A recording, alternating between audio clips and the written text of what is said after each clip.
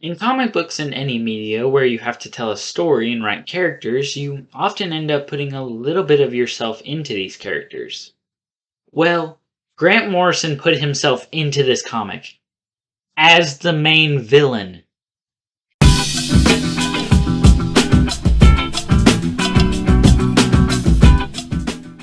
Animal Man came out in 1988 and is still remembered by comic fans today because of the crazy concepts thrown into it. Animal Man had been a generic character nobody had cared about before the crisis, and this was mostly because the idea for him was because if we have separate animal themed characters, we can make all the animals as one man. Genius.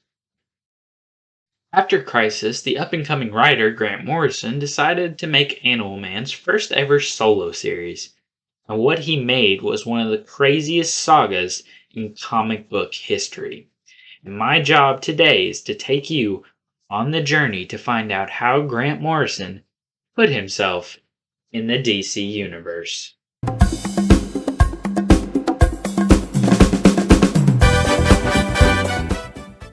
The story starts out with Animal Man number 5, The Coyote Gospel.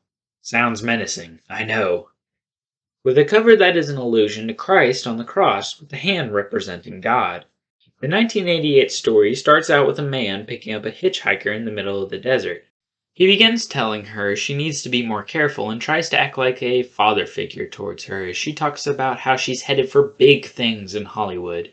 As they go down the road singing and dancing, they accidentally run over a coyote of some kind.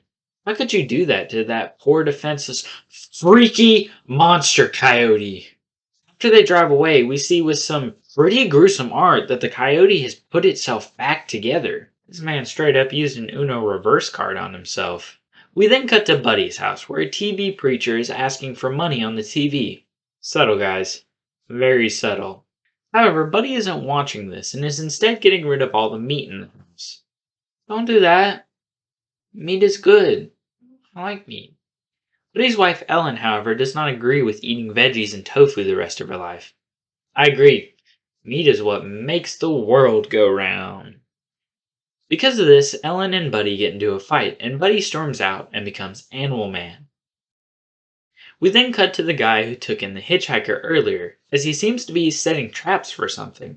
We learn from his inner monologue that things have not been going good for him, as he has lost his best friend, his job, and his mother. However, it seems that seeing in the newspaper that the hitchhiker had died in a drug bust took him over the edge, and now his only goal is to kill the devil, which seems to be the coyote he ran over a year ago. This is where we run into a strange inconsistency, where we don't know when this guy figured out what this thing was, but perhaps that was just put in to allow us to use our imagination. Anyway, I'm getting sidetracked. Back to the story. The guy eventually shoots the coyote, and it falls down the mountain, where as it is beginning to build itself back together, just like before, the man throws a boulder at it. Talk about being prepared. However, the man goes down there and sees that his efforts were futile, as the coyote is still alive and about to set a bomb off we saw him set up earlier. The man, knowing he will be taken down in the explosion, tries to stop the coyote from triggering it. Which begs the question, why did you go down there if you knew you had set up a bomb down there? Not very smart. The bomb does eventually go off, garnering the attention of Animal Man as he flies down to see what's happening. In the midst of the explosion, the man on the ground injured sees a horrific and mangled version of the coyote, but he just walks away because the man is not his priority. Apparently his goal was to cause the explosion to get to Animal Man, or at least that's what's implied. Anyway, he walks to Animal Man and hands him a paper. We find out through the paper that the coyote's name is Crafty, and his story begins on a cartoony world where Crafty decides to go against his existence and fight against the way God wrote him. And because of this, he is punished to be put on another reality so this one may be fixed by God. This is when he is transported to the first part of the book where he's run over and understands his new pain. Sadly, though, we find out that Animal Man can't read his writings and therefore can't help him. While Animal Man is saying this, Crafty is shot by the man with the silver bullet, which is the one thing that is finally able to kill him, leaving nothing but a paintbrush of the god painting his blood. This story is very much supposed to be a foreshadowing towards the main event, with lots of allusions to there being a higher god out there, with this being Grant Morrison himself, and that people who go against what Grant Morrison writes is considered the devil. Overall, a very enjoyable read. However, on to the next one.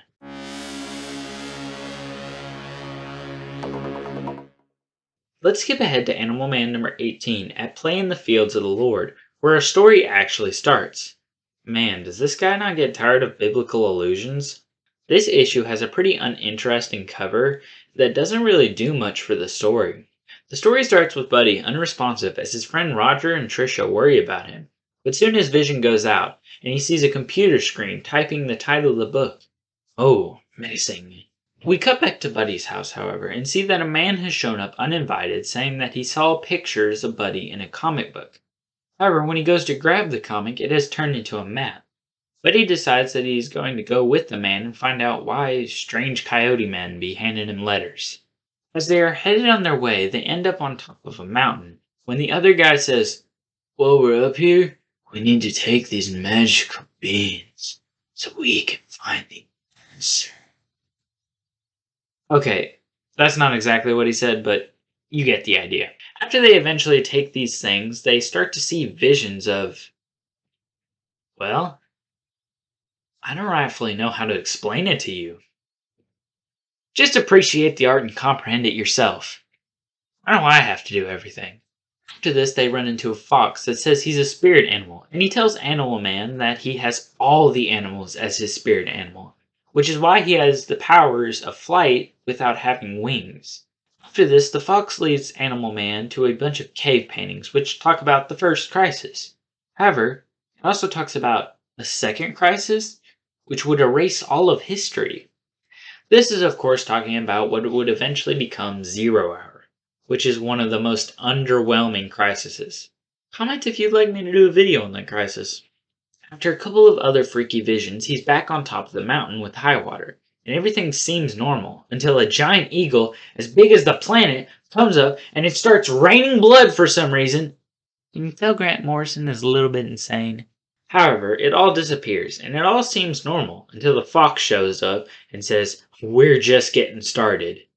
Meanwhile, back at the house, we see Ellen answering the door as a man named Lennox is there to greet them. Into the next issue.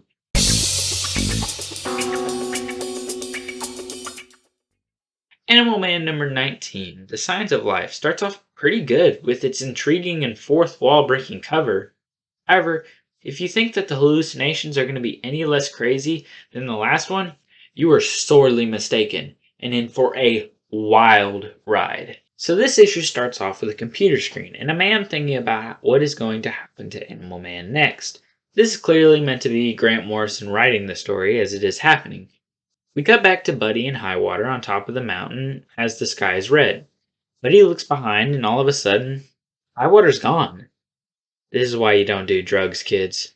All of a sudden, he's not standing on anything, and he's in a sea of blood. All of a sudden, a giant whale shows up and tells him, everything he knows and loves is a hallucination. Yeah, I told you it got crazy. All of a sudden, we cut to a who's who, which is an old thing comic books did where they told the origin of characters to you in order to catch you up on who they are. The only problem is that Buddy can see this, and he's falling into an abyss. All of a sudden, he lands in a white space, much like the antimatter world from Crisis on Infinite Earths. Speaking of which, the pre-crisis Animal Man shows up angry that his life was replaced by this imposter. It's honestly pretty understandable. I'd be mad too if my life was stolen from me.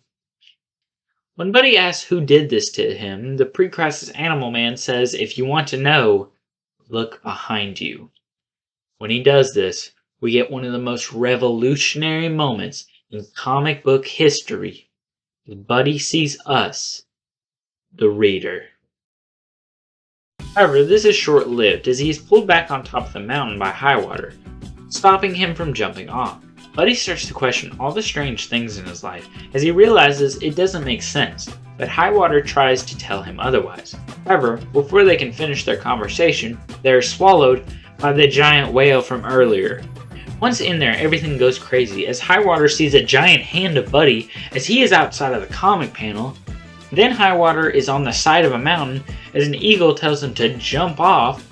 After he does, he lands on the ground and he splats his head. Thankfully, though, he ends up okay as they wake up from the hallucination on a beach. I wonder what they did during the hallucination that ended them up there. After the hallucination, both of them are happy with what they found in the hallucination and go their separate ways. However, when Buddy gets home, he finds the most shocking of things. His family is dead.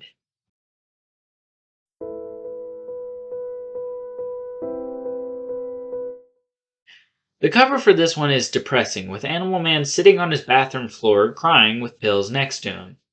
Man, talk about a downer. Anyway, Animal Man number 20, The Last Enemy, starts off with Animal Man seeing his wife, thinking it was all a dream. Sadly, it's not. His vision reverts back to where we were at the beginning of Animal Man number 18, with his friends Roger and Tricia watching over him. After this, we get to see a couple of scenes of Animal Man going through depression. Once again, talk about a downer. Eventually, we cut to Mr. Lennox, the man who killed Buddy's family, as he's entering a secret base with 3 men towering over him. 3 men decide to show Lennox their new weapon, Bugman, which, for an enemy to Animal Man, doesn't make much sense because bugs are animals. Who knows, maybe Vegetable Man would work better, but let me know your ideas in the comments. After this, we cut to Arkham Asylum, where it seems that Psycho Pirate seems to be quoting scripture every 8 minutes. Super ominous, I know. We eventually get more scenes of Buddy being depressed as he decides to quit the Justice League Europe at the funeral. And we see while the police investigate the house that the killer may have gotten in through a transporter tube. Ooh, plot thickens. After this, we cut to cool shots of Bugman fighting as Lennox asks why they call him that. And they say, because he has eyes that can see infrared, much like a bug, I guess. I don't know. I'm not a bug expert.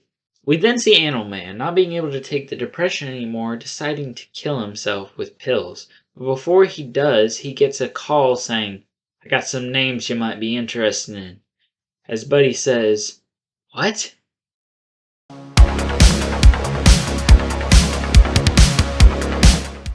The cover for this one has a strong revenge story vibe, which is good, because that's exactly what this is. Animal Man number 21, Tooth and Claw, starts out with Animal Man shaving his hair and putting on leather to truly show that he is an animal. Oh my goodness, he's super edgy and cool. He's one of those guys. When we walk into the living room, we see that Mirror Master was the one who called him, and he's ready to help Animal Man as long as he gets paid. He eventually tells Animal Man about the 3 spooky men, and they head off to get some revenge. Animal Man takes down the first guy by dragging him under the water and keeping him under there until he stops kicking. That means he died. Because of this, Lennon becomes worried and tells the organization he needs to get out of the country before he dies too. Then Animal Man takes out the second guy by grabbing him and dragging him under the ground and burying him until he stops kicking. That means he died. This sends Lennox over the edge, telling the last man in the organization that he doesn't feel safe with what happened to the other 2. The man says not to worry, he is security and superheroes don't kill. He'll soon regret that. Eventually, when the man goes to the bathroom, he sees Mirror Master and Animal Man in the bathroom mirror. They jump him and Mirror Master tells him to write a big fat check to him. However, this cuts short due to Bugman showing up. While Mirror Master distracts Bugman, the businessman gets away in the elevator, but Animal Man punches the elevator out of the building. That means he died. After this, Animal Man goes to find Lennox. He eventually does find him in the Bugman suit. Let the battle between Animal and Bug ensue, even though bugs are animals. So, never mind, my brain hurts enough.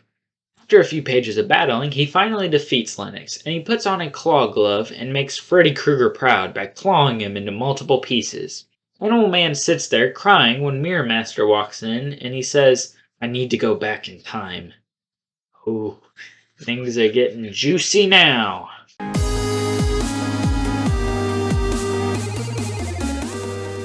cover for this one is very sad once you've actually read the story because this image here fills you with so much hope that he's going to get his family back. Animal Man number 22, Time in a Bottle, starts off with Animal Man going to meet up with the Time Commander to find a way to time travel. Sadly, this doesn't work because he's lost his hourglass and can't time travel anymore.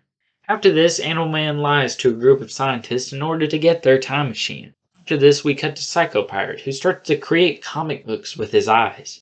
We then cut to Animal Man in his kitchen living room and about to turn on the machine, and when he does, we cut to a screen that is very hard to read digitally.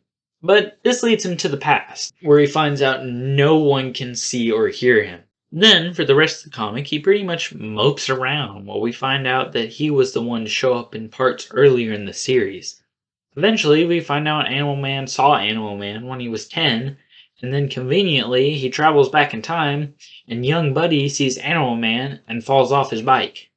After this, Animal Man continues to mope when a mysterious man comes to greet him. In the prologue, we find out that Highwater is being abducted by the aliens that gave Animal Man his powers, and Psycho Pirate's new powers are going crazy.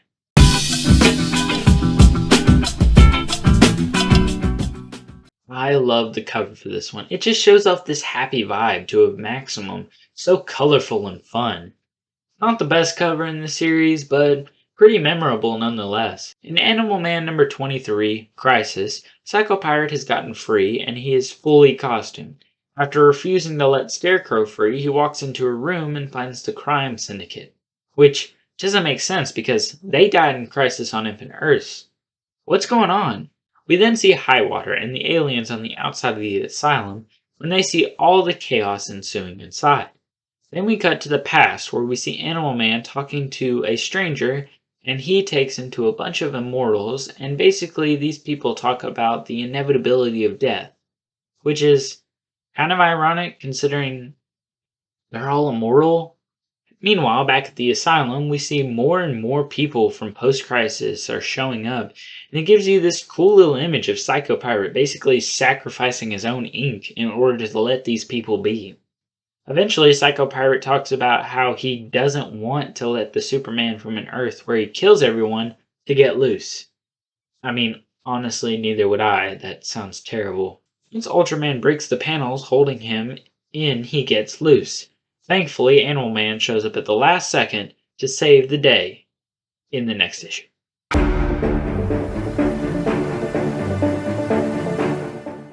The cover for this one is probably one of the coolest covers in the series. I always love it when they have other covers in a cover. It just adds to the aesthetic of the cover. Anyway, Animal Man number 24, Purification Day, starts off where the last one left off, with Animal Man showing up as Overman is about to kill everyone. Animal Man begins to check out the puncture made in the comic panel. However, before they could even think about that, Ultraman jumps into action and starts fighting Overman. It's evil Superman versus evil Superman. Who will win? Eventually, Ultraman gets knocked down, but then the fight continues with Cat Superman. Super Cat? Catman? I don't know, you give him a name in the comments. Sadly, the cat gets punched away. Why would you do that to him? Thankfully, the third version of Superman jumps into the ring, Bizarro. Once they start exchanging punches, Animal Man decides to jump into the crack in the comic panel, leaving him in the empty white void. Because of this, once Bizarro is taken down, Animal Man is able to start fighting Overman outside the comic panel. But before he can blink, he is pulled back into reality. However, once Animal Man is down on the ground, he's still able to grab Overman and pull him out of the panel into the void. Eventually, Overman gets trapped in a panel and crushed by it. Yeah, that's what you get for killing that cat. Back at the asylum, Highwater tells everyone that they won't die, that as long as people continue to read these comics, they will continue to live. However, as soon as the pre-crisis heroes question this, they disappear. After this, Highwater picks up Psycho Pirate's mask and questions putting it on to hold these pre-crisis memories. While this is happening, the bomb is about to go off, and the aliens, in a really funny scene, question whether they should intervene, while Psycho Pirate is in the background freaking out. This is when Animal Man comes in and turns it off like a light switch. Pretty convenient. Almost like a Deus Ex Machina, you know? Like the name of the series.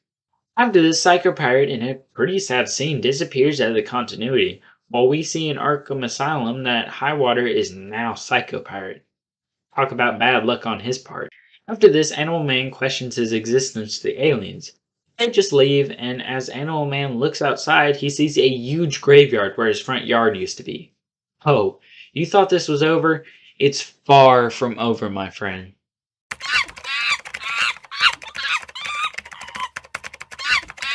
The cover for this one is freaky looking and does offer context to the comic.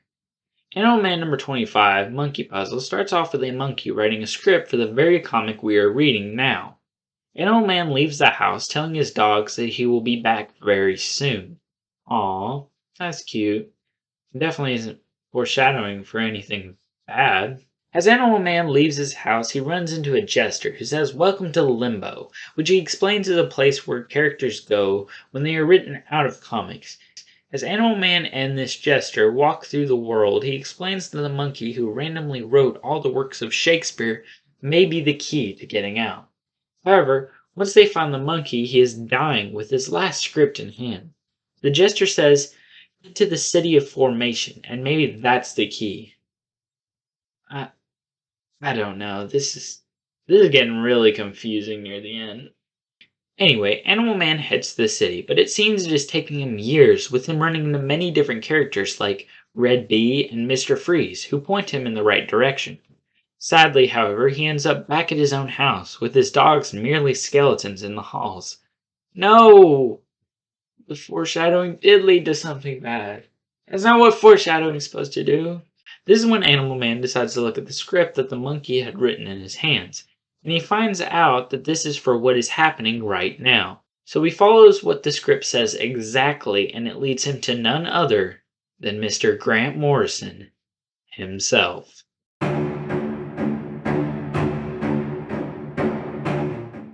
I love this cover. With a realistic Grant Morrison and comic book Animal Man, really makes it seem like he has broken the barriers between the real world and the comic world.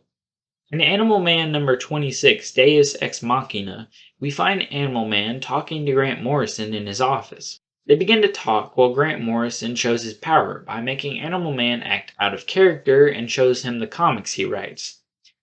Eventually, they go on a walk, and he continues to show his powers by having superheroes show up out of the water and immediately die. Eventually, Grant talks about how this is the last issue of Animal Man, and how his character will probably change again. Once they start talking too much, Grant decides it's time for an action scene, and summons two animal-themed villains to fight him. While he's fighting these characters to the brink of death, Grant gives shoutouts to his co-workers and fans. Once the fight is over, Grant says he's run out of pages and it's time for him to go home. He's transported to his house and hears the doorbell ring, where he finds his family and he begins to cry, but he doesn't know why. We then cut back to Grant, where we see that he realizes this is the end, and that he goes to meet his imaginary friend from childhood, a wolf, much like one from Coyote Gospel. Then, when he doesn't see it, he disappears on the last panel. Well, that's the end. Or at least that's what you think, because there's one more story to tell with Grant Morrison. And it could be suicide. Oh, I'm not gonna kill you. I'm just gonna hurt you. Really, really bad. Okay, this is an interesting story. However, for the sake of time, we're just gonna go over the Grant Morrison stuff. But here's the context. So basically, Black Adam, who looks very strange compared to his 2022 counterpart, especially concerning the hair. Anyway, Black Adam wants to invade this village and he enlists the help of Amanda Waller and the Suicide Squad. Okay, everybody caught up? Yes? So, in order to take down these people, they get more people to put on the team.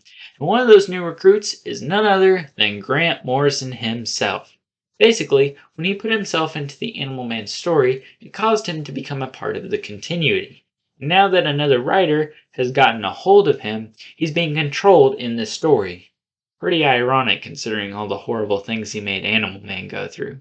Sadly, his reign does not last long on the team, because while on the field he experiences writer's block, and the story catches up to him, and he gets mauled by werewolf panther things.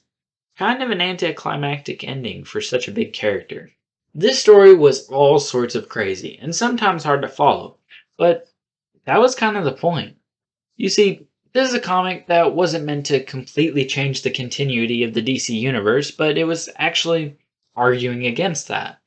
You see, this is a story about remembering the things of old and letting them come back into the continuity even if it breaks the rules. Whether the story is talking about the characters lost because of Crisis on Infinite Earths, or the characters that were just written out and put into limbo.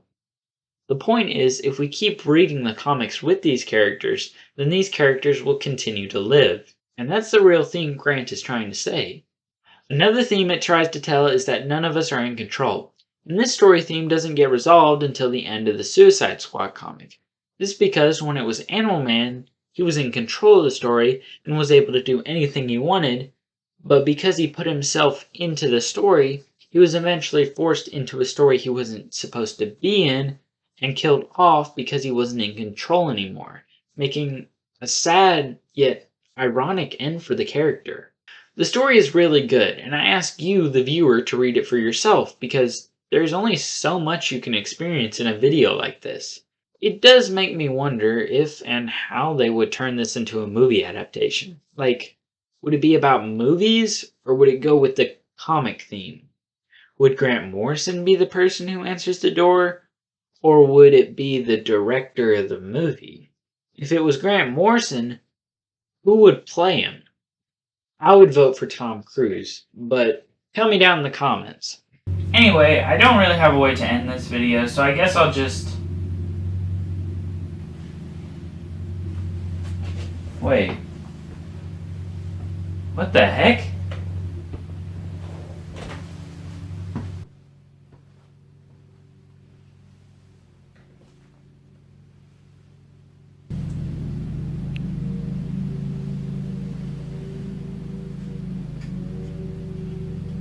Huh?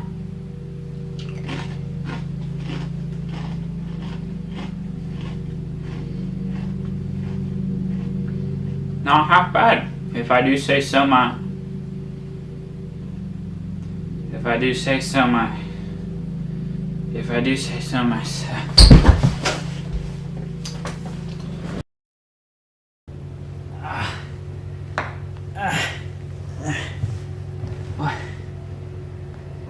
What the heck happened? Where am I? I don't think I've ever been in this room before.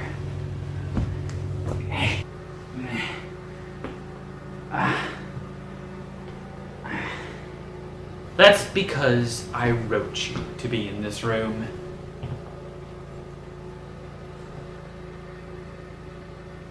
What? Who said that? Where are you? Oh. I'm right here. What the heck? You're me. Yes. I am you. What I mean is, how are you me? Like, how is this possible? Well, because I wrote you. It was pretty obvious. It was literally in the comic you read today. How did you not catch on? Well, I mean, because I wrote you not to catch on. Funny. Oh yeah? If you're so smart, now that you're a character in this video, then who's writing you into the video? Well... Oh crap. I didn't think about that. That's because I wrote you not to think about it. Oh.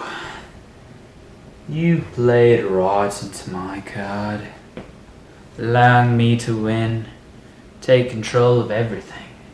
I wrote you to allow you to write him. Now I have full control of everything. No one wins. Okay, that makes sense, but now that you're in the video, who wrote you into the video? Well, snap. I didn't quite think about that. That's because I allowed you not to think about it. That's right. I'm the original writer here. Wrote it on my trusty mug. Love my mug. Love mugs. Mugs are good, yeah. Yeah, that's why I wrote you into this story on my trusty mug. Because I had dreams. Dreams after the aliens took me. The aliens took me. Yeah.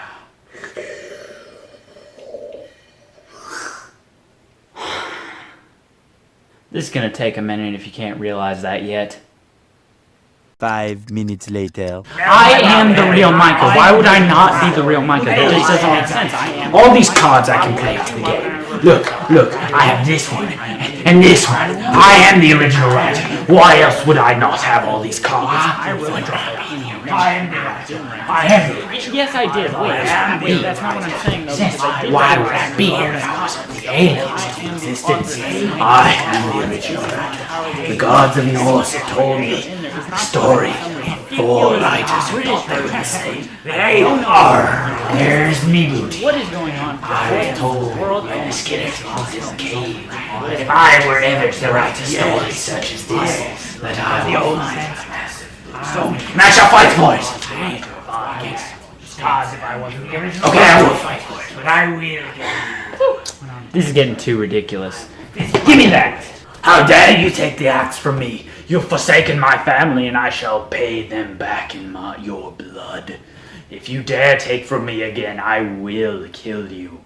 And if you try to fight with my own axe and slay blood with it, you shall be cursed for all eternity.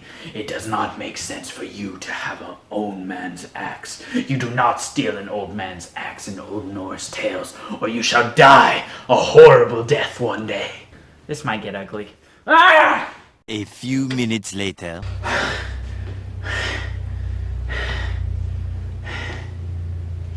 I'm gonna go join the Suicide Squad. Glad to be back.